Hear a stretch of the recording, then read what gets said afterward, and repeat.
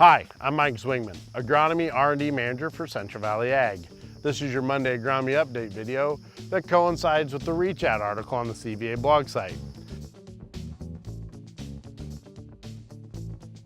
In this week's article, I kind of revisit an article we wrote a couple weeks ago, where I talked about the energy and nutrient transfer of the plant and how if those things happen too early, we could see stock quality issues. That's case number one for us to think about in an earlier harvest window.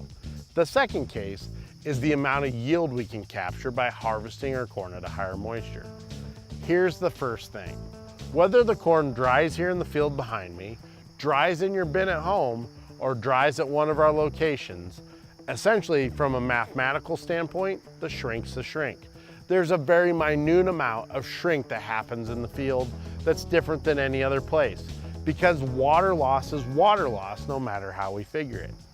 So if we're drying it in your bin, but we're capturing more kernels because we're not harvesting corn that has a tendency to head shell or blow out of the back of our combine, we get those kernels in your bin and all we're losing is the shrink, not those 10 or 15 or 20 kernels per ear that tend to lower our yield a little bit. We also get out of the field faster and we don't have those yield loss issues due to stand quality or stock quality issues. Like I said, once we start that reallocation of nutrients, we start to run that clock of stock diseases and that stock quality. If we get a wet, cloudy fall, stock quality will decrease at a higher acceleration than if we have a nice dry fall. So these are reasons for us to get out and get our corn out early, because we can always stop that yield loss by getting the corn out before it falls over. We also need to think about how it spreads our workload out. Maybe our beans aren't ready, but we can take a couple fields of corn and we can get those soil sampling operations done, and we can get those nutrients reapplied at an earlier window than ever before. That's another reason for us to keep moving throughout harvest. If our beans aren't ready, but we have corn that can go, we can make those decisions and move around and make sure we're getting something done every day we have weather like this. These are all kind of operational reasons why I want you to harvest corn early. The big one is it increases your yield by about 3 to 5%. If we harvest that corn with an average moisture of about 17%, that means we need to start at about 25, end at about 15, and we get all that corn right in the window.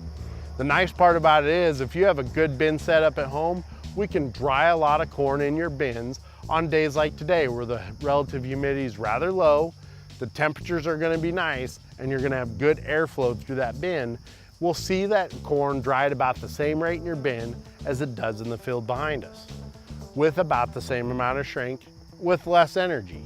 We don't have to heat it as much. We don't have to use any propane because we use the natural heat, the ambient air temperature, to accomplish those evaporative cooling properties we need to dry corn. These are things I want you to talk with your field sales agronomist about. These are things I want you to target some fields to get out early to make sure we have the highest probability of success for you and your operation.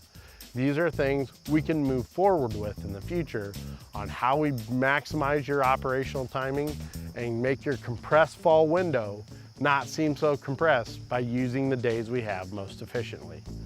And it will reduce your stress at harvest, making it easier and more enjoyable for you to reap what you sowed in the spring and be able to clearly make decisions on the next cropping here as you're finishing up last.